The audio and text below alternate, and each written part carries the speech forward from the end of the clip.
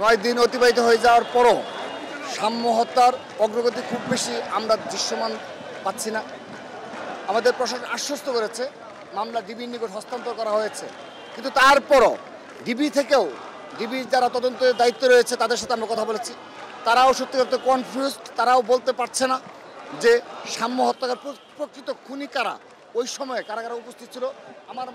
আমার মনে হচ্ছে তাদেরকে এখনও শনাক্ত করতে পারেনি। তাদের নিকট থেকে যে ভাষ্য, তারা এখনও সবাইকে শনাক্তই করতে পারেনি। তো এটি খুবই দুঃখজনক বিষয় যে এই পর্যায়ে এসেও ঢাকা বিশ্ববিদ্যালয়ের একজন মেধাবী শিক্ষার্থীকে হত্যা করা হলো। ৯ দিন অতিবাহিত হয়ে যাওয়ার পরও প্রকৃত খুনি কিংবা ঘাতকদের চিহ্নিত করা যাচ্ছে না।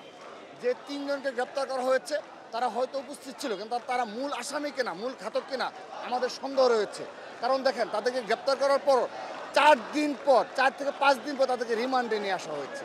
তো যদি তারা থাকতো এবং ঢাকা বিশ্ববিদ্যালয়ের শিক্ষার্থীদের দাবি, ছাত্রদলের দাবি, তারপরও কিন্তু তারা পরের দিন কিংবা 1-2 দিনের মধ্যে তাদেরকে রিমান্ডে নিয়ে আসেনি। অর্থাৎ এটি দ্বারা আমাদের মনে সংশয় জেগেছে। লিলি হালাল বিউটি সোপ, বিএসটিআই কর্তৃক সনদপ্রাপ্ত দেশের প্রথম হালাল বিউটি সোপ, দীপ্তিময় উজ্জ্বল ত্বকের জন্য।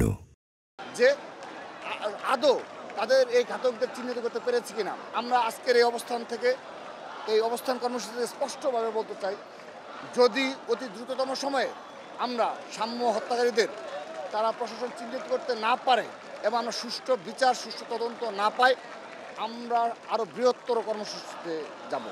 এবং ইন্টারিম সরকার এই দায় এড়াতে পারে না। ইন্টারিম সরকারকে অবশ্যই দায় নিতে হবে, কিন্তু তারা আজকের দিন পর্যন্ত এই সাম্য হত্যা নিয়ে স্পষ্ট কোনো বক্তব্য বিবৃতি দেয়নি এবং তার জানাজা নামাজ বলেন, পরিবারের প্রতি সহমর্মিতা বলেন, আজকে পর্যন্ত পোষণ করেনি।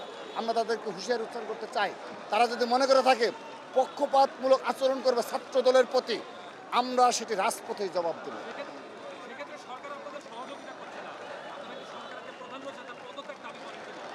না, আমরা এই মুহূর্তে ইন্টারিম সরকারের কারো পদত্যাগ দাবি করছি না।